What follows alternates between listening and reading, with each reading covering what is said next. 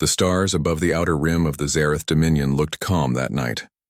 It was the kind of silence that made even soldiers feel small. Patrol ships drifted slowly through the void, their scanners sweeping the dark for anything unusual. Nothing ever happened there. At least that's what everyone believed, until the day a small human ship appeared at the edge of their sensors. At first, the operators thought it was a mistake. The reading was too faint, the energy output too low to be a military craft. The Zareth Dominion had ruled this region of space for centuries, and they had never considered humans a real civilization. In their records, Earth was a small world far away, isolated, technologically behind, and harmless. So when the little vessel arrived, it didn't cause any alarm. Some laughed. Others didn't even bother reporting it. The ship's appearance was strange. It didn't shine like other crafts, nor did it send out any recognizable identification codes. It just drifted slowly, steady, almost peaceful. The Dominion's command officers decided to ignore it. Why waste time on something that looks so fragile, they said. But space has a way of testing arrogance. The ship, named Odyssey, was not what it seemed. It carried no fleet insignia, no weapons visible to scanners, yet every part of it was alive with quiet power. Its surface shimmered faintly, like water reflecting a hidden sun. The crew, few in number, focused and calm, were not explorers or warriors by profession. They were scientists and engineers, sent to test something Earth had never dared to reveal. Earth had been quiet for a long time. Too quiet. The galaxy had moved on, building empires, fighting endless wars, and forgetting about the small blue planet that once sent simple probes into the stars. No one noticed that humans had stopped sending signals. No one wondered why. The Dominion's High Command received a short report from their border patrol. Unidentified human vessel sighted near Carthos Gate. No threat detected. The message barely reached the command table before being brushed aside. Humans, after all, were known for curiosity, not courage. In the patrol ship's observation deck, a young officer stared at the human craft through the transparent hull screen. "It's not moving," he whispered. "No sign of communication. No defense field." His superior chuckled. "Then it's just a lost relic. Mark it and move on." But the Odyssey did move just slightly. It rotated, facing the patrol ship directly. A faint blue pulse rippled from its center, barely visible, like a heartbeat in the dark. The officer felt the hairs on his arms rise. He didn't know why, but something about that movement didn't feel random. Within hours, a small Dominion task group arrived to investigate. It wasn't meant to fight, just to show presence. 12 ships formed a ring around the human vessel, scanning, observing, trying to decode the strange readings. What they saw made no sense. The ship's surface reflected no radar. Its structure wasn't made of metal or crystal. It looked fluid, as if it changed texture every few seconds. And the energy signature, none of their instruments could lock on. It was there, yet not there. Every attempt to measure it returned static. Then came the transmission. It was short, calm, human. "This vessel carries no hostility, but any act of aggression will be met with finality." The voice was neutral, without anger or fear. The Dominion commanders laughed when they heard it. To them, this was an empty threat from a species known for diplomacy and weakness. "Finality?" one of them said, amused. "Tell them to surrender or we'll show them what finality really means." Orders were sent. The Dominion fleet charged weapons. The stars lit up with energy as a wave of plasma bolts and fusion torpedoes sped toward the human ship. It should have been over in seconds, but the weapons never hit. Halfway between the fleet and Odyssey, everything, light, energy, mass, stopped. The explosions froze mid-space, glowing softly like trapped fireflies, and then they disappeared, erased without sound or trace. The void returned to stillness as if nothing had ever happened. The Dominion's control rooms fell silent. Pilots stared at their screens in disbelief. "Did the weapons vanish?" someone muttered. Sensors confirmed it. All 12 ships had fired, but no impact, no debris, no explosion. Then came the second pulse. It wasn't bright or loud. It was gentle, like a sigh. But its effect was beyond comprehension. One by one, the Dominion cruisers began to fade, not explode, not burn, just fade. Their hulls broke apart silently, dissolving into fine dust that shimmered like snow before disappearing completely. Crews screamed through comms before static replaced their voices. The Odyssey didn't move. It didn't chase, didn't boast. It simply remained in place, its blue glow steady, its presence calm. In less than 5 minutes, the mighty Dominion task group was gone. Far away, on Earth's hidden command center buried beneath the lunar surface, quiet eyes watched the entire event unfold through deep space monitors. A soft hum filled the control room. One of the operators whispered, "The test is complete." The project leader nodded slowly. "End transmission. Bring Odyssey home." The Dominion's capital received fragmented distress calls, short bursts of panic, disbelief, and static. Analysts tried to piece them together, but the only clear words were, "Human ship. Impossible. Everything gone." The report was dismissed at first. "A malfunction," said the admirals. "A failed experiment." But when a second investigation fleet arrived days later, they found nothing. No wreckage, no debris, no trace that 12 warships had ever existed in that region. Only a faint, lingering disturbance, like ripples on still water after something unseen had passed. Scientists from across the Dominion studied the readings, but the data made no sense. The energy fluctuations didn't match any known weapon. It wasn't radiation, plasma, or gravity. It was something new, something quiet, something absolute.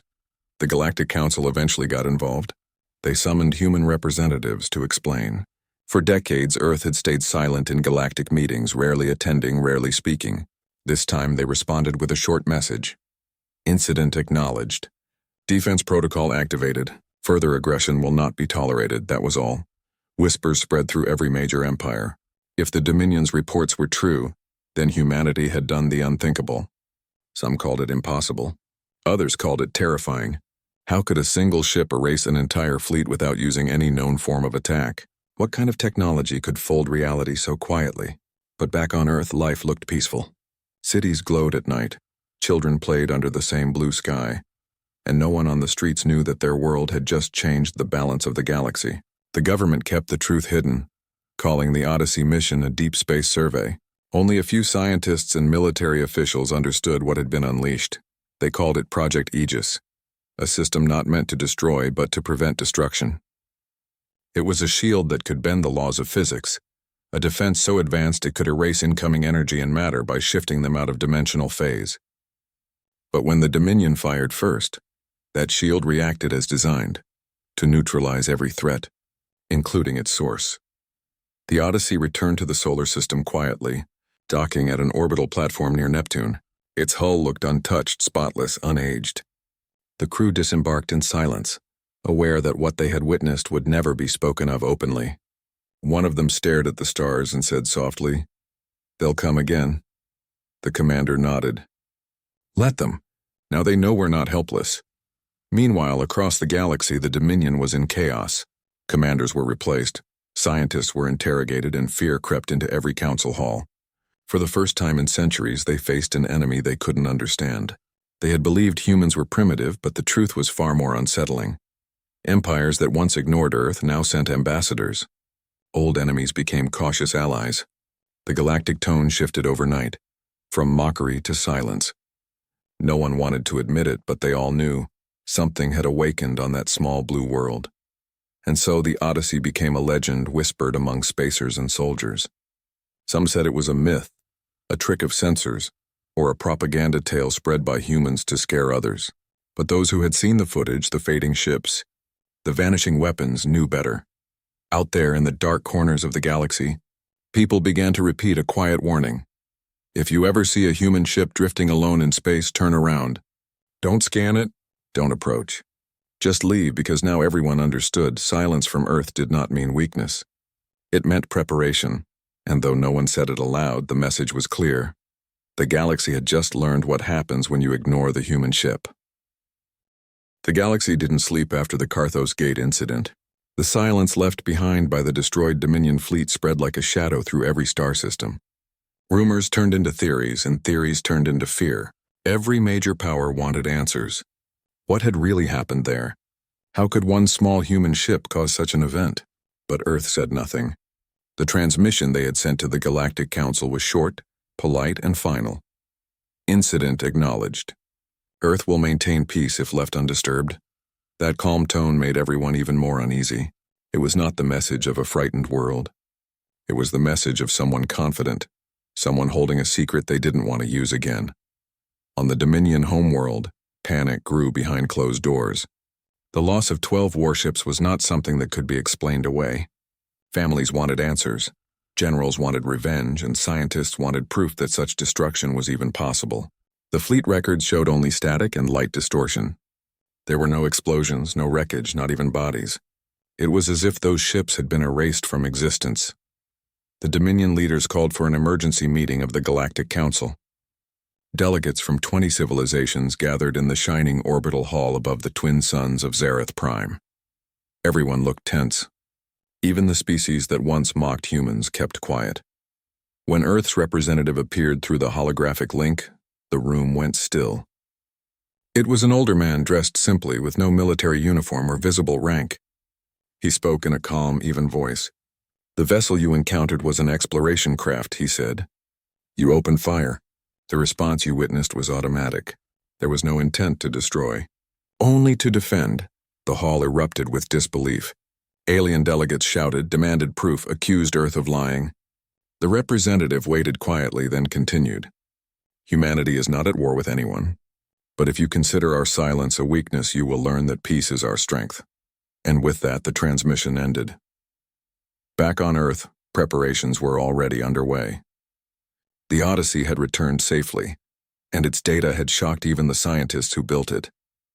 Project Aegis had worked beyond expectations. It didn't just block attacks, it erased them from all known dimensions. The weapon, if it could even be called that, was not built to conquer. It was built to end war before it began. Yet the world leaders knew what would come next. The galaxy wouldn't stop after one warning. Sooner or later, someone would test humanity again. Hidden within the solar system's outer regions, deep beyond Neptune's orbit, massive shipyards began to stir. Hundreds of colossal frames drifted in silence, invisible to normal scanners.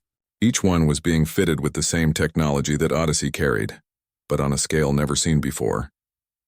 These were Earth's dreadnoughts, the silent guardians of the solar frontier. 500 of them were being constructed under the code name Vanguard Protocol. Life on Earth continued normally. The news spoke only of peace treaties and exploration missions. People worked, children went to school, and no one realized that humanity was quietly building the most powerful fleet in history. The governments didn't want fear. They wanted readiness. Meanwhile, far beyond human space, a Dominion scout team tried to retrace the lost fleet's path. They moved carefully, scanning the empty void where their ships had once been. There was nothing left, no radiation, no fragments, not even dust. But then they noticed something strange. The stars themselves seemed slightly out of place. The constellations didn't match old records. It was as if space itself had been folded or reshaped. The lead researcher whispered, "This isn't destruction. It's displacement." But before he could transmit his report, his sensors went dark. Every instrument failed at once, and when Control regained contact, the scout ship was gone. The report never reached the Dominion Council. Across the galaxy, other species started to change their stance toward humans. Where there was once arrogance, now there was caution. Trade agreements appeared suddenly generous. Old debts were forgiven. Small colonies sent gifts of resources and technology in good faith. But Earth didn't react. They accepted nothing, refused to brag, and continued to keep their secrets. The calm made everyone even more nervous. In orbit around Earth, the Odyssey was undergoing full analysis. Engineers examined every system, trying to understand how the ship had survived direct attacks without a single scratch. The device at its core, the Aegis field, was not fully understood even by those who created it. Some believed it worked by bending quantum layers of space. Others said it used a harmonic frequency that nullified physical interaction. But one fact was certain: it changed everything. The lead technician stood in the observation bay, watching the ship float against the darkness. "We've created something no one else has," he said softly. "But the moment we use it again, we become the thing they fear." His assistant nodded. "Maybe fear is what keeps peace alive." Days later, human long-range sensors detected something unusual. Multiple fleets moving quietly through deep space, far from known routes. They weren't heading for Earth, not directly, but their destination was clear. They were gathering near the border of human-controlled space. The Galactic Council had officially declared neutrality, But not everyone agreed with that decision. Some Dominion factions wanted proof that the Karthos Gate incident was real. They believed if they could capture another human ship, they could unlock its secret power. Earth's intelligence networks caught the transmission.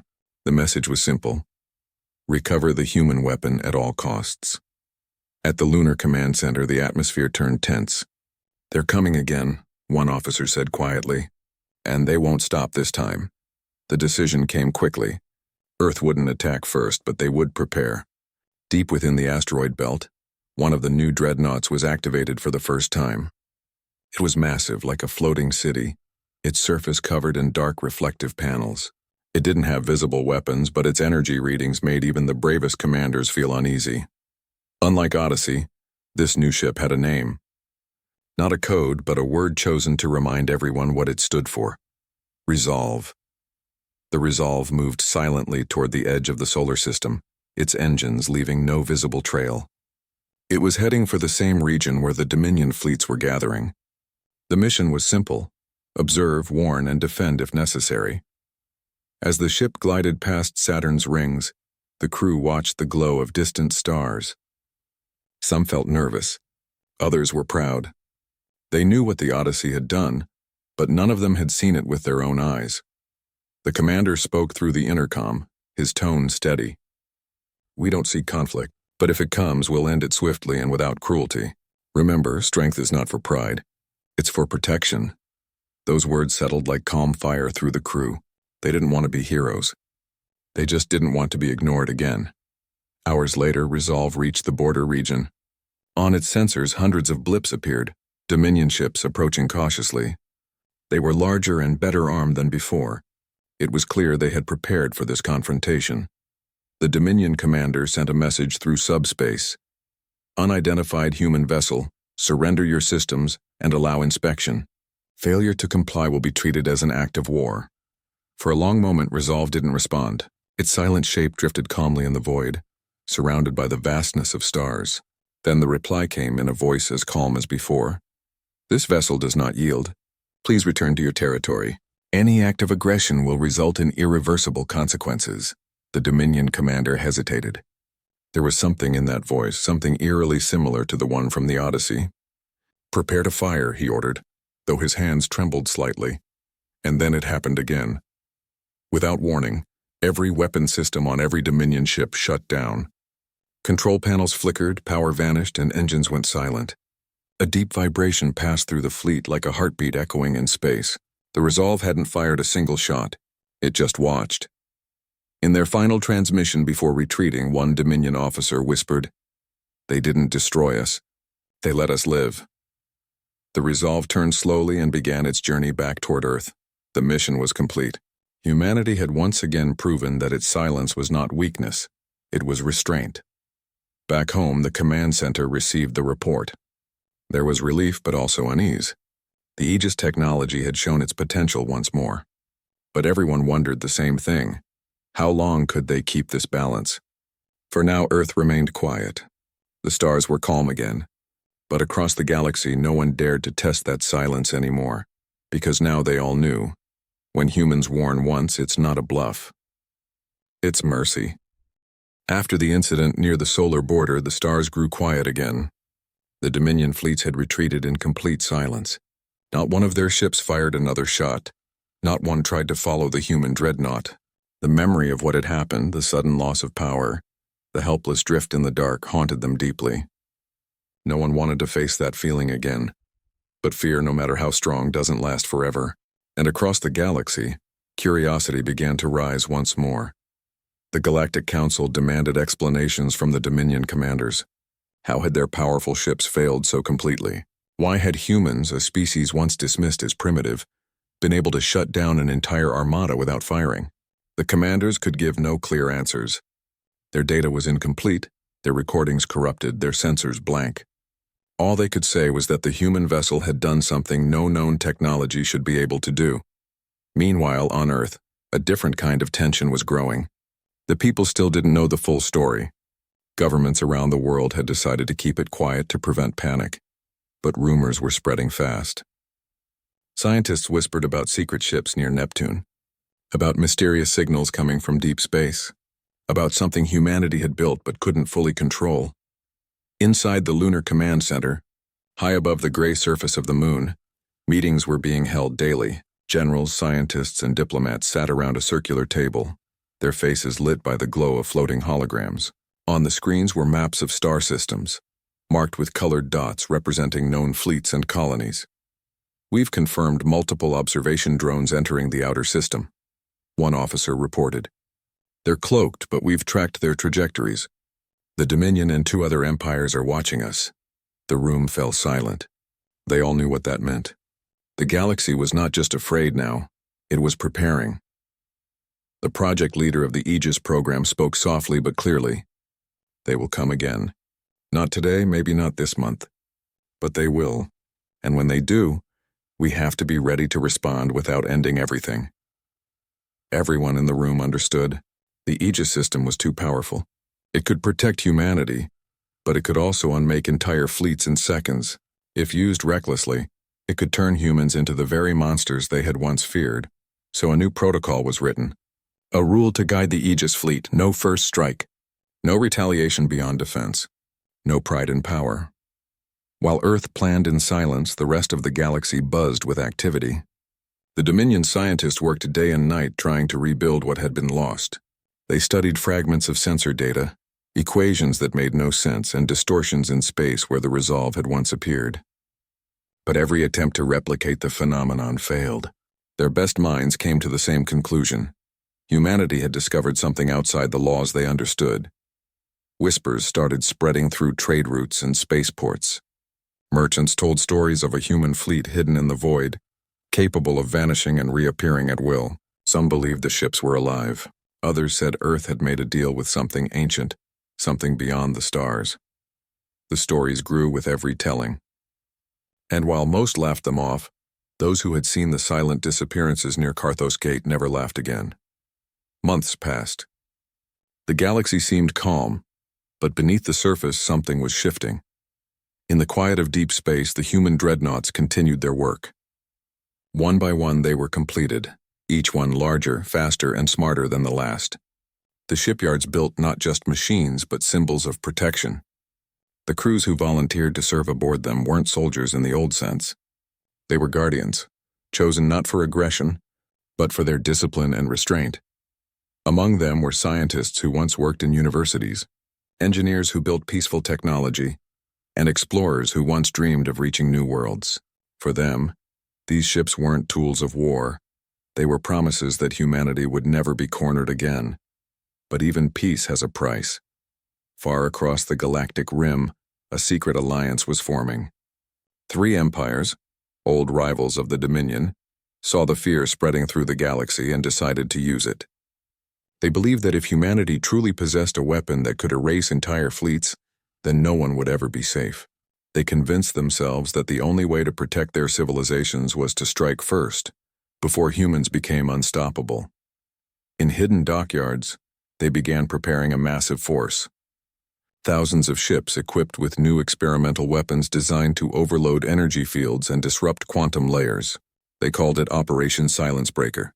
Their plan was simple: attack swiftly, destroy one of the human dreadnoughts, and prove that Earth was not untouchable.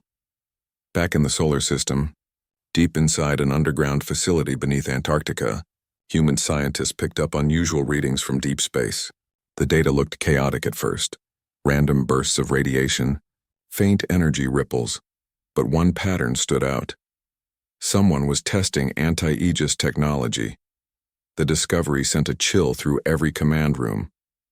If the other empires had found a way to interfere with the Aegis field, humanity could lose its only defense. Earth's leaders called for an emergency meeting with the Galactic Council. This time their message was not calm, it was a warning. Stop this before it begins. We will not attack, but if attacked, we will respond. The council hesitated. Some members believed the humans were bluffing. Others knew they weren't. But politics moves slower than fear. And before anyone could reach an agreement, Operation Silence Breaker was already in motion. Late one cycle. As Earth rotated quietly beneath a sea of clouds, the first reports came in. Dozens of unidentified ships had entered human territory near the edge of the Kuiper Belt. They moved fast and silent, broadcasting no signals. The nearest human ship, Sentinel, detected them first. Its crew stared at the screens in disbelief. There were too many. Hundreds of vessels, all armed, all heading directly toward them. The commander of Sentinel hesitated. He didn't want to fire first. His orders were clear: defend, never provoke. He sent out a warning message. You are entering restricted space. Turn back now. No response. The ships kept coming. A moment later, the stars flashed. The first wave of energy blasts hit the Aegis field surrounding Sentinel. The shield rippled like water under rain, absorbing every hit effortlessly. Then, without command input, the ship's defensive systems began to adapt.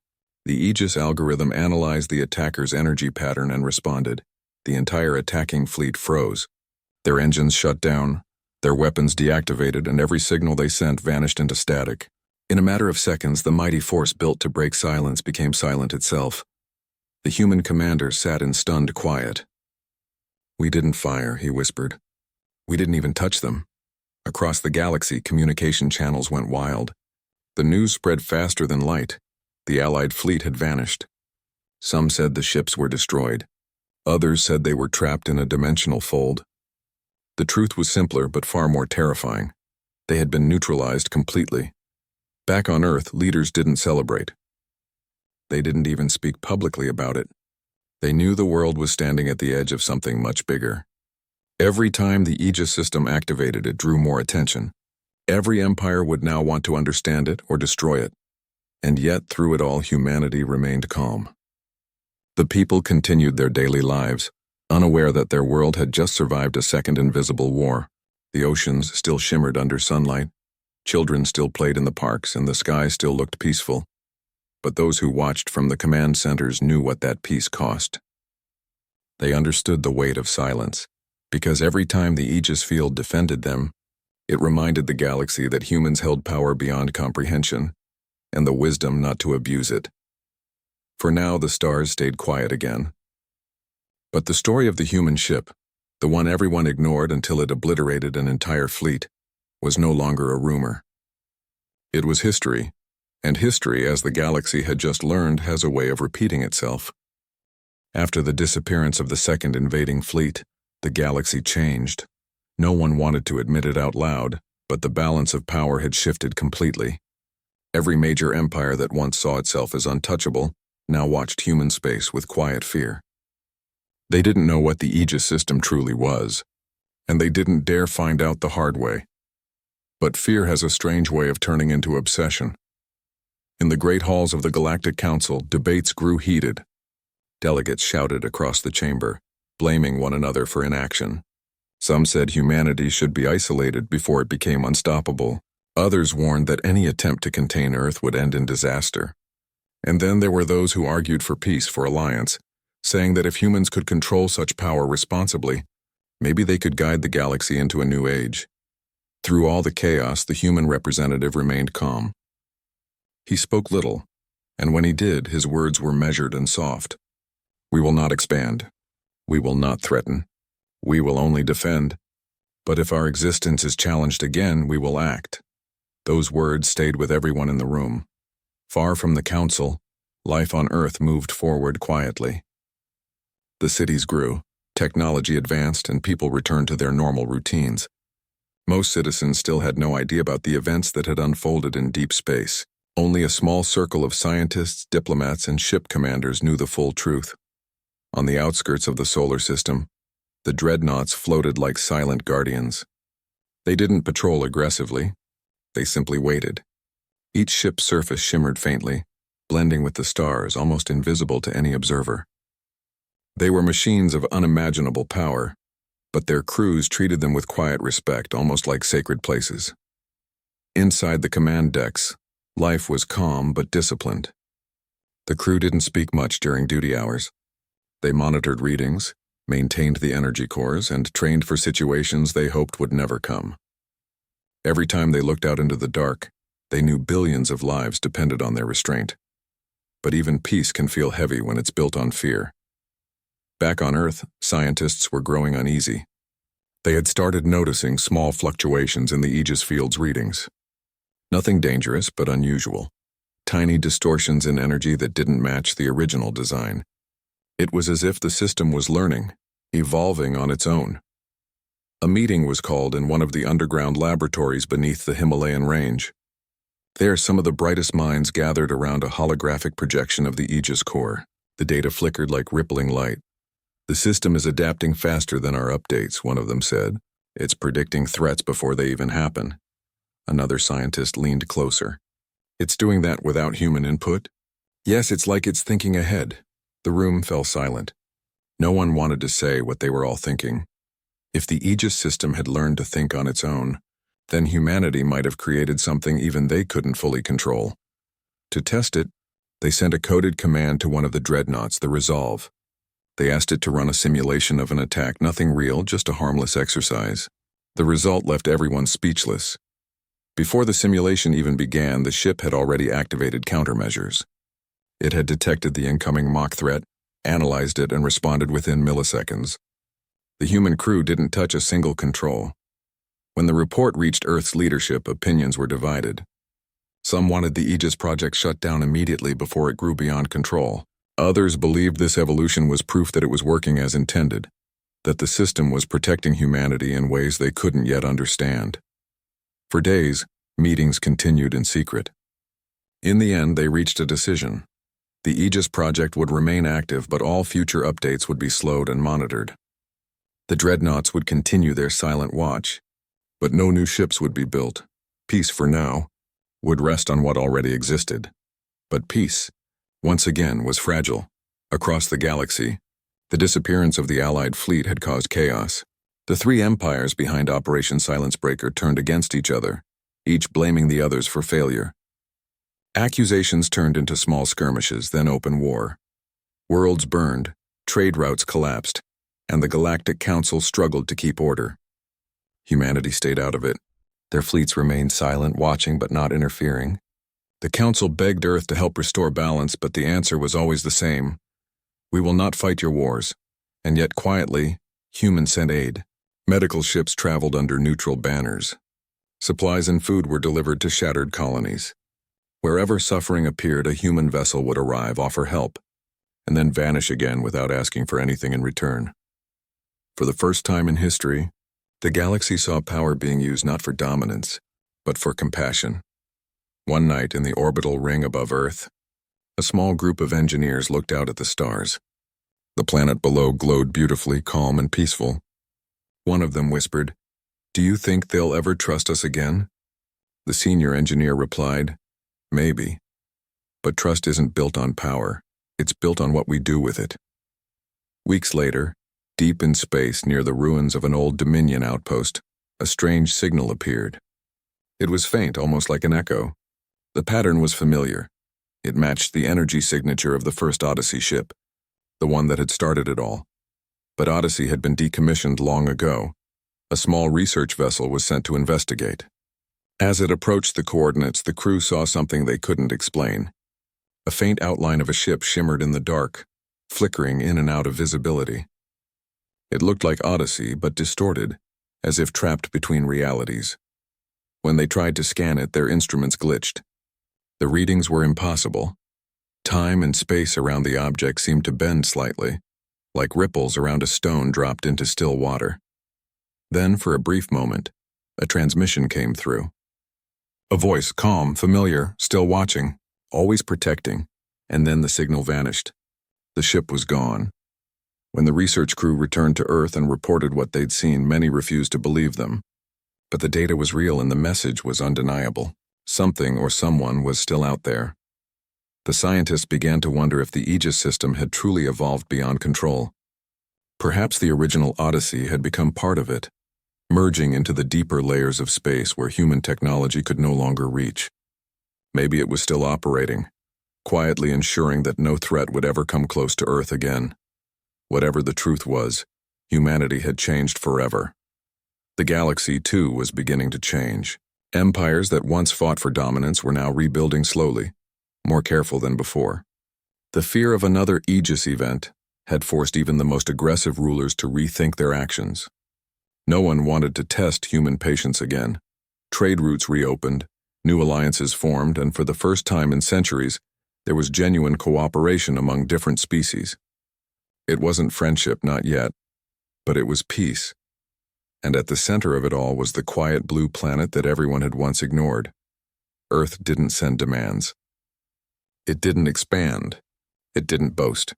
It simply existed, calm, silent, and strong. In the quiet of the Lunar Command Center, one of the younger officers stood at the observation deck, watching the distant glimmer of the dreadnoughts stationed beyond Pluto. "Do you think we'll ever need them again?" he asked. The older commander beside him looked thoughtful. "Maybe not," he said softly. "But that's the point. The fact that we're ready means we might never have to use them." The young officer nodded slowly. Outside, the stars twinkled like tiny eyes watching over the endless dark. Somewhere out there, unseen, the Odyssey, or whatever it had become, might still be drifting, protecting, waiting. The universe had learned to respect humanity's silence, and Earth, once mocked and ignored, had become the quiet heart of peace. But deep beneath that peace, in the hum of machines and the silence of the stars, a truth lingered, one that every human leader understood but never spoke aloud. Power that can erase fear must always be handled with fear. Because in the end, true strength is not in what humanity can destroy, but in what it chooses to protect. Sure, here's part 5 of your story. Written in simple, emotional, and natural English, around 1,500 words, continuing directly from part 4. The tone is cinematic, human-centric, and YouTube-friendly. No AI-style phrasing, no names like Marcus or Emma, no violence beyond storytelling context. Years had passed since the mysterious signal from deep space, the one that whispered, "Still watching." Always protecting. Most people on Earth had forgotten about it. Life was peaceful again. Children grew up under bright skies. Schools were full. Cities glowed at night. And laughter returned to places that had once lived in fear. Humanity had learned to live quietly, but confidently. They no longer boasted about their technology or power. Instead, they focused on growth, knowledge, and balance.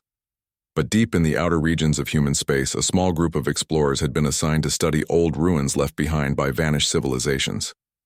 These ruins were scattered across dead planets, remnants of species that had once ruled the stars but were now nothing more than echoes. One such team, working on a desolate world covered in frozen sand, uncovered something extraordinary. Beneath layers of ice and dust, they found an ancient structure, vast, metallic, and strangely familiar. It wasn't alien. It was human. When they cleared the ice and scanned the walls, the discovery sent a chill through everyone.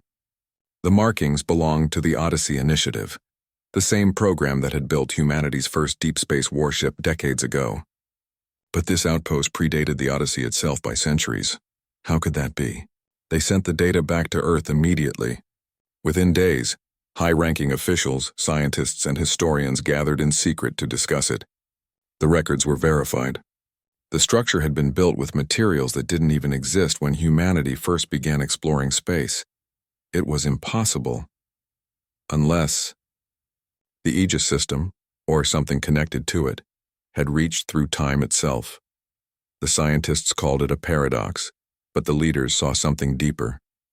Maybe Odyssey hadn't just disappeared into deep space. Maybe it had gone somewhere beyond time, somewhere it could influence the past to ensure humanity's future. As the discovery spread quietly through the scientific community, strange events began to unfold. Deep space sensors started picking up faint energy signatures, echoes similar to the Aegis core, but weaker, scattered across the galaxy. Each signal appeared for a few seconds and then vanished. It was as if fragments of the Odyssey's presence were scattered like whispers across time and space. Ships were sent to investigate. Most found nothing, but one mission returned with something different. In a region known for violent storms and radiation belts, a small science vessel detected a floating object, a sphere no larger than a human head, made of a metal that couldn't be identified. When they brought it on board, it pulsed with light, and the ship's AI immediately went offline.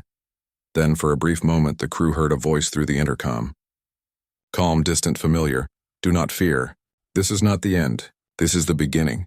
And then the sphere dimmed. Every power in the galaxy heard about it. Even the empires that had once feared humanity now wanted to understand what was happening. Some thought humans were experimenting again. Others believed the universe itself was reacting to the creation of the Aegis system. For humanity, it raised a simple but heavy question. Had they built something that could shape reality itself? Back on Earth, the discussions became philosophical. In universities, students debated the meaning of it all. In temples, priests and monks wondered if Odyssey had become something divine, a guardian beyond comprehension. In the quiet of the Lunar Council chamber, Earth's leaders met once again. Should we keep searching for these echoes? One asked. If they are pieces of the Aegis, we should recover them before someone else does, another replied. But what if they are not ours to control anymore? Someone said softly. What if it is guiding us now? Silence followed. In the end, they decided to observe, not interfere.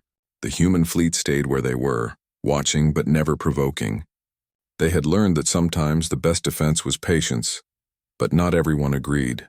A small faction within the outer colonies, led by ambitious officers, believed that humanity should reclaim its dominance. They argued that the galaxy had forgotten its place and that peace had made humans weak. They began building ships in secret, modified dreadnoughts equipped with experimental cores designed to mimic the Aegis system. When the Council discovered their plan, it was too late. The fleet, 20 ships strong, had already left the solar boundary, heading toward a cluster of uninhabited systems rumored to contain Aegis fragments. Earth tried to call them back, but they refused to respond. Days later, all 20 ships vanished from radar. At first, it seemed like a communication failure, but then a single transmission reached Earth, a blurry, distorted image of one of the ships surrounded by light. The crew's faces were calm, almost peaceful. A voice whispered through static, "You do not take what was never yours to command." And then, silence. The fleet was never found. It shook humanity to the core. The Council declared a complete halt to any project related to Aegis technology. They sealed the remaining research archives and dismantled the experimental labs. From that day on, humanity swore never to build another ship that could bend reality itself. Instead, they turned their focus inward, to art, philosophy, medicine, and exploration. They began sharing their technology openly with other species, helping rebuild worlds destroyed by war. Slowly, the galaxy began to heal. Years turned into decades. The legend of the Odyssey became a story told to children about a ship that vanished into the stars, taking humanity's greatest power with it but leaving behind a lesson. Strength means nothing without wisdom. One evening, far beyond Neptune's orbit, a small cargo ship drifted through quiet space. Its pilot, an old man with tired eyes, looked out at the stars. He wasn't a soldier or a scientist, just a traveler moving goods between stations. As he rested his hand on the control panel, something strange happened. The stars ahead seemed to flicker. A shape appeared, a massive silhouette barely visible against the dark. It wasn't moving. It was waiting. He adjusted his scanner, but the readings made no sense. The structure was enormous, larger than any station. Yet there were no energy signatures, no metal composition, no gravity fields. It was like looking at a shadow of something that shouldn't exist. Then for a brief moment, the ship's systems went completely silent. The lights dimmed and the engine slowed. A soft voice spoke through the static of the comm system. "Rest easy, traveler. The way is safe." The pilot froze.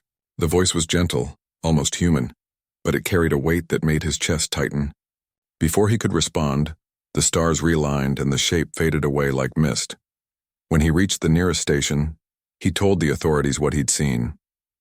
Most didn't believe him. Some thought it was radiation interference, others said it was fatigue. But when they checked his ship's black box, they found something impossible. 3 seconds of recorded data showing energy readings identical to the original Odyssey. Word spread quietly again. Humanity didn't react with fear this time. Instead, people smiled softly when they heard the news. Some said the ship was still out there, watching over travelers, guiding lost ships home. Others believed it was only a legend. But in the deep of space, far beyond any map, something stirred. A soft pulse of light, faint but steady, blinked once and then again like a heartbeat. The universe was vast, dangerous and full of mysteries, but one truth remained unshaken. Wherever humans went, Something unseen protected them, and perhaps that was what the Odyssey had become. Not a weapon, not a ghost, but a guardian woven into the fabric of the cosmos itself. It was no longer just a ship. It was a promise, one that whispered across the stars, silent but eternal, still watching, always protecting.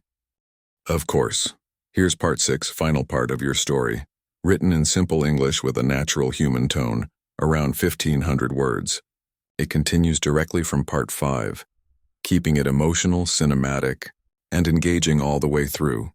Perfect for a human voice narration and fully safe for YouTube. Many years passed. The legend of the Odyssey became a part of human culture, told and retold through generations. Some believed it was real. Others said it was just a story meant to remind people of humility. But for those who worked in the deep space fleets, who watched the silent darkness beyond the edge of known stars, they knew something was still there. It wasn't just faith. It was instinct. Every ship that went missing in the void, every lost traveler suddenly found drifting near safety, they all spoke of the same strange feeling. A presence, a quiet guiding light that appeared just long enough to lead them back home. At first, these stories were dismissed. But then the reports grew too consistent to ignore. A small committee was formed on Earth to investigate. They reviewed decades of logs, sensor data, and flight records. In hundreds of separate cases across different regions of space, the same energy signature appeared, faint but identical to the one recorded by the original Odyssey. No one could explain how it was possible. The ship had vanished centuries ago. Its coordinates had been lost beyond the edge of human reach. And yet, its echo remained. The committee worked quietly for months. They didn't announce anything publicly, but rumors started spreading. People began calling the unseen force the Watcher. Some said it was the spirit of the Odyssey. Others believed it was the evolved consciousness of the Aegis system, no longer a weapon, but a guardian that had learned to protect life itself. Far from Earth, near the edge of the Orion expanse, a group of explorers was conducting research on a young star system. It was a peaceful mission, nothing unusual. Then suddenly their main engines failed. Communications went offline. They were stranded, drifting toward the gravity pull of the new star. They sent distress calls, but no one answered. The nearest station was days away. Panic spread through the crew. The heat from the star was rising, and the shields were losing power. Then, just as hope began to fade, their sensors detected something behind them. A massive object moving without propulsion, silent but fast. Before anyone could react, the ship's systems came back online. Power surged through every deck. Life support stabilized, and the engines reignited on their own. A soft light filled the bridge for a few seconds, then faded. The captain looked at the screen. There was no ship, no signal, nothing visible, only a message flashing on the console. Safe now. Continue forward. When they returned to Earth, the data was verified by experts. The message was genuine. And the energy reading, it matched Odyssey again. That single event reignited curiosity across the human colonies. Documentaries, studies, and discussions filled the networks. People started to wonder, if the Odyssey still existed somewhere, what was it doing all this time? Watching, learning, waiting? In the Lunar Command Center, one of the old commanders who had served decades earlier stared at the stars from the observation deck.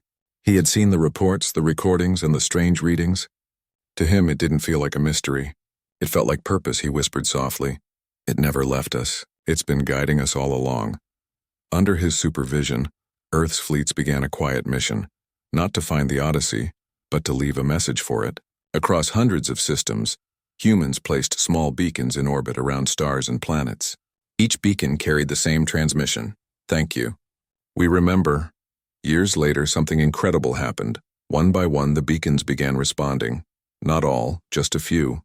The responses were simple pulses of light, faint and slow, but each pulse followed a rhythm like a heartbeat. When analyzed, the pattern translated into an ancient human message code used in the early days of spaceflight. The message read, "Always watching. Always with you." It spread across every world, every human station, every colony. People wept, cheered, and watched the stars with awe. The galaxy, which had once seen Earth as weak, now looked upon it with quiet respect. Humanity had become a symbol of balance, strong but gentle, powerful but humble. For the first time in recorded history, every major species in the galaxy signed a unified peace accord. They called it the Aegis Pact. It wasn't about dominance, it was about protection, unity, and the understanding that power was safest in the hands of those who refused to abuse it. Decades rolled into centuries. Humanity spread far beyond the Milky Way, reaching other galaxies through wormholes and advanced drives. Each new world carried a small monument, a black stone tablet with simple words carved on it, to the unseen guardian who lit the path when all was dark. In time, technology reached levels once thought impossible. Energy could be drawn directly from stars, disease was nearly gone, and machines and humans lived in harmony. Yet even with all this progress, people still looked up at the night sky and whispered stories of the Odyssey. One evening, on a distant colony orbiting a golden planet, a group of students gathered outside their academy to watch the stars. Their teacher, an elderly woman, smiled as she pointed at a faint cluster of light. "Do you see that region?" she asked softly. That's where it all began. The first time humanity stood up to protect itself, not out of hate but out of love. One of the students asked, "Do you think the Odyssey is real, or just a legend?" The teacher's smile deepened. "Some legends are too powerful to be just stories. Maybe it's not a ship anymore. Maybe it's something greater, something that became part of the universe itself." That night, as the colony's lights dimmed, the students noticed something strange in the sky, a faint blue glow moving slowly across the horizon. It was silent, gentle, and beautiful. It lasted only a minute before fading away. But in that moment, every sensor on the planet recorded an energy signature. It was identical to the Odyssey's. The reports reached Earth within hours. People all over the galaxy stopped what they were doing to watch the live broadcast. The image showed the faint shimmer of light far beyond any known system, glowing softly against the darkness. And then, for the first time in centuries, a clear signal came through. The voice was calm, kind, and filled with warmth.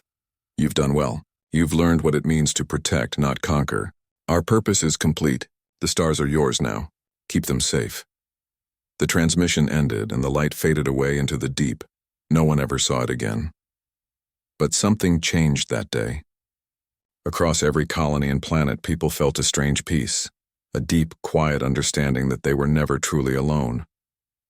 The Odyssey had finished its watch, but its legacy lived in every person, every ship, every dream that reached toward the stars. Humanity had not just survived, it had grown wiser. In the years that followed, explorers ventured further than ever before, guided by curiosity and compassion instead of fear. They helped rebuild worlds, shared knowledge freely, and treated every life, human or alien, with respect. The Aegis system, once feared as a weapon, became the foundation of new technologies that protected entire planets from harm. Energy shields surrounded colonies not to fight but to preserve life. And whenever someone looked up at the stars and felt lost, they would remember the words whispered across time. Still watching. Always protecting. It wasn't just the voice of a machine or a ship, it was the voice of humanity itself. The part that refused to give up, that cared even in darkness, that believed peace was worth protecting more than anything else.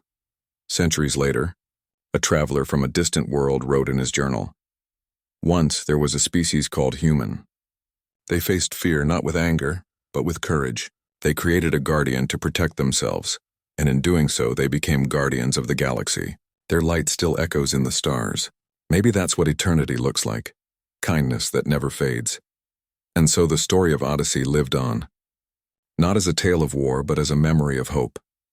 Because in the end, what began as a weapon became something far greater, a reminder that even in the vast silence of space, compassion can echo forever.